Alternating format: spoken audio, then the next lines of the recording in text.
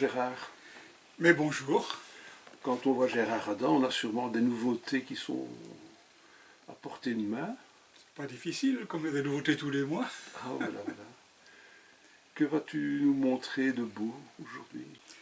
Arnaud Delcourt est un de nos poètes majeurs en Belgique. Outre le fait d'être un physicien de haut vol, Tout à fait. professeur à l'UCL, professeur à Saint-Luc, enfin au Saint-Louis, pardon, et qui ne sait jamais quand on le téléphone, si on le téléphone pour l'inviter à un festival de poésie ou à un congrès de physique. Tout à fait. Arnaud Delcourt publie là son premier roman également. Un premier roman qui avait connu, je dirais, une première vie il y a quelques années, mais pas vraiment une première vie, c'est-à-dire qu'un ami éditeur haïtien, Arnaud est très en phase avec Haïti, avait voulu lui publier. Il avait même imprimé quelques exemplaires, mais c'est resté là, quoi. Ça n'a jamais été ni distribué, même pas à Haïti. C'est un bouquin qui était un projet, quoi. C'était un projet, oui. Alors, Une lumière incertaine est l'histoire d'un homme noir, sans papier, qui déambule dans les rues de Bruxelles. Et dans un bref roman, très bref roman, écrit en tout petits chapitres, là on sent le poète dans la construction, qui ramasse son propos. Cet homme, à la fois nous parle de son vécu à Bruxelles, bon, il erre, et bon, il est une fois tabassé, il a une autre rencontre, bon, c'est la vie difficile dans un sans-papier. Il raconte également son périple depuis le Rwanda, qui est son pays d'origine, jusqu'à Bruxelles, en passant par tout le périple qu'on connaît des migrants aujourd'hui. Et en même temps, il raconte une légende rwandaise qui est un peu en phase avec ce qu'il vit.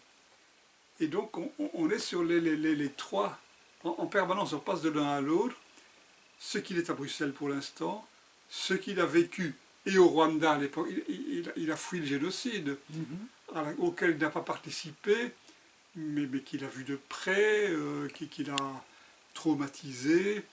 Il a aussi été traumatisé par un oncle vaguement pédophile là-bas. Enfin, il a eu une vie assez difficile qu'il a fui brusquement, et puis il y a toute cette errance, et il y a cette légende de l'homme qui est parti avec l'aide de divers animaux que son père a préservés, qui part en quête du Seigneur qui va lui rendre c'est une légende, je ne pourrais pas la raconter, elle est un peu complexe, que nous avons par ailleurs publiée dans un recueil de contes et légendes africaines, dans la collection Papier Blanc, Encre Noire. Légende, le thème qui est très cher aussi à Joseph Douanier qui fait la préface. Là. Alors, il y a en mot d'introduction de Joseph Douanier, qui est un des tout bons écrivains belges d'origine rwandaise, tout à fait. Et ami d'Arnaud Delcourt, et qui a beaucoup aimé ce roman et qui en a fait un ambassadeur de la francophonie en Amérique latine. Par exemple, oui, il a travaillé. Joseph Douanier est non seulement infirmier urgentiste ici en Belgique, mais il a à un moment donné travaillé comme coopérant en Amérique latine. Il a écrit un très beau roman sur cette partie, notamment d'anciens esclaves noirs en Amérique latine, dont il recherche, qui sont devenus mineurs, dont il recherche un beau roman, dont le nom est... En quête de nos ancêtres. Voilà l'ouvrage qu'avait écrit En quête de nos ancêtres. Joseph Douanier. Donc on en revient à Arnaud.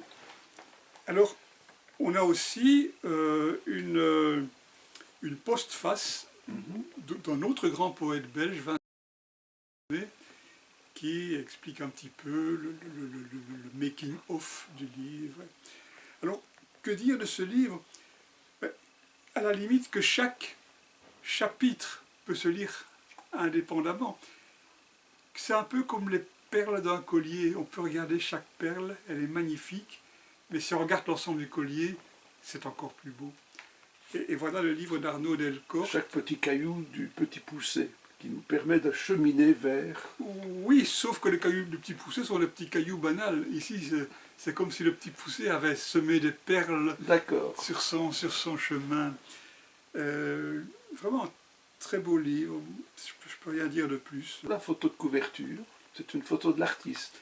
Alors non, la photo de couverture qui correspond bien magnifiquement, puisque c'est un personnage dont on peut deviner qu'il est noir, qui est à l'entrée de l'océan et qui est écrasé par une lumière qui vient du large, lumière à la fois vers laquelle il voudrait tendre, mais qui en même temps l'écrase, puisqu'il est voûté, il veut et il a peur en même temps.